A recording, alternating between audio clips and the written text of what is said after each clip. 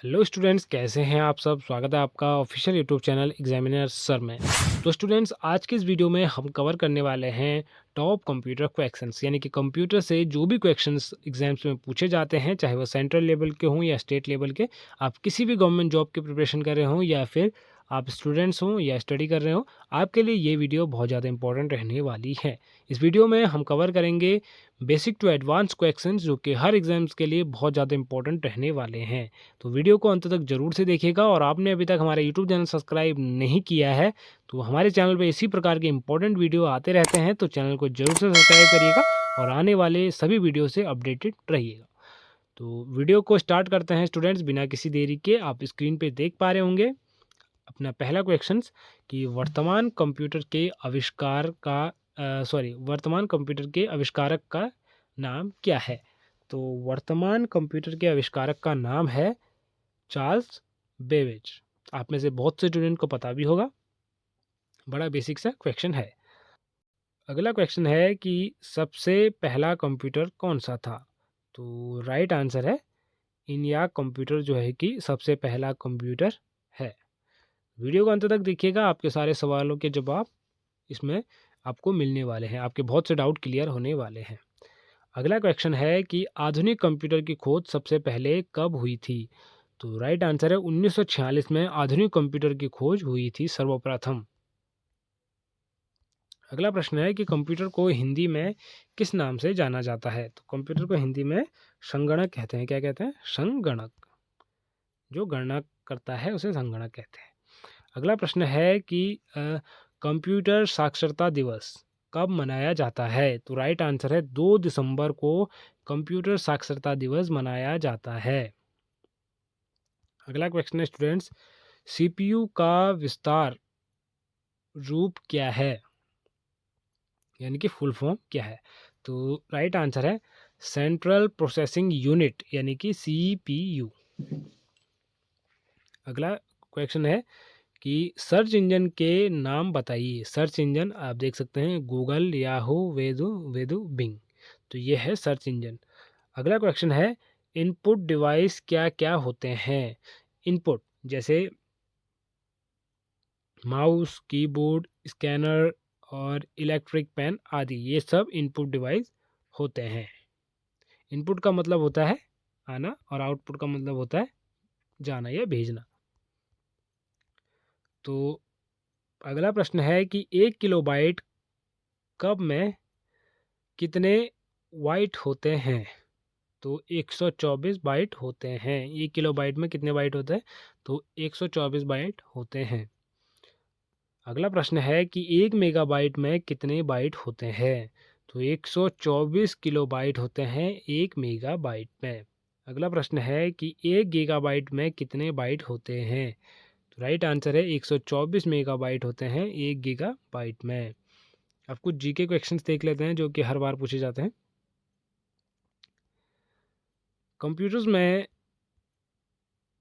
प्रयोग की जाने वाली आईसी चिप बनी होती है, किससे बनी होती है। तो राइट आंसर है सिलिकॉन की बनी होती है। अगला प्रश्न है इंटरनेट में प्रचुर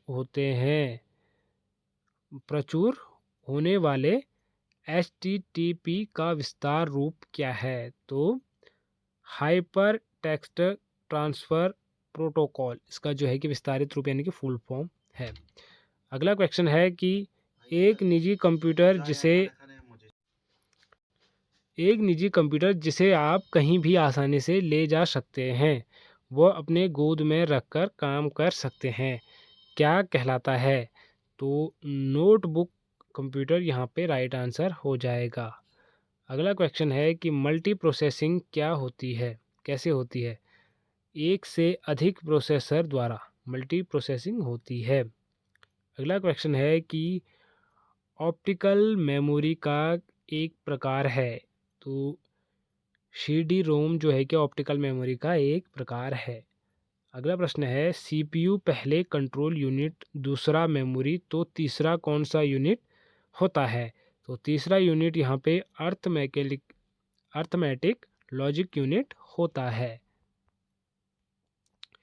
अगला प्रश्न है कि CPU के ALU में क्या होता है?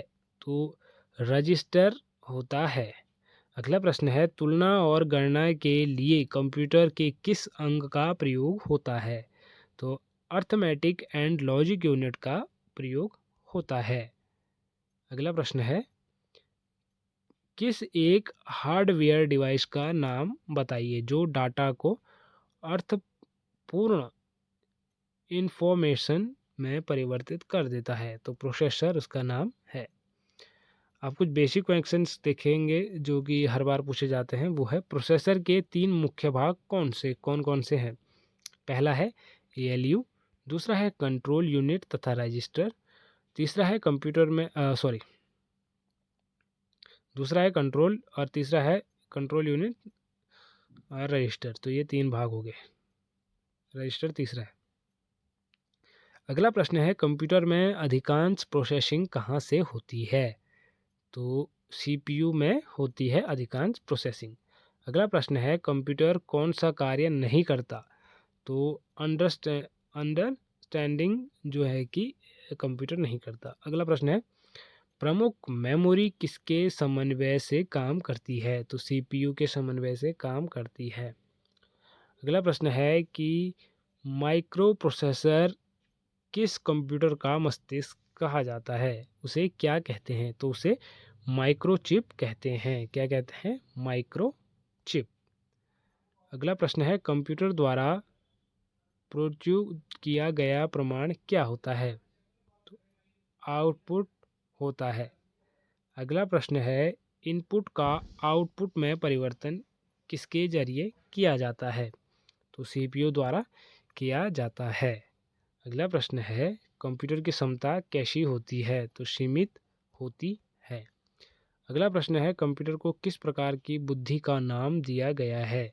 तो कृत्रिम बुद्धि का नाम जो है किसे दिया गया है। अगला प्रश्न है स्टूडेंट्स, मनुष्य की स्मृति शक्ति कंप्यूटर की तुलना में कैसी होती है? तो सामान्य होती है। अगला प्रश्न है कि मनोमा तथा कंप्यूटर में किसकी गति तेज है? मनोमा तथा कंप्यूटर में किसकी गति तेज है? तो मानव मन यानी कि मनोमा, तो मानव मन की यहाँ पे जो है कि गति तेज है।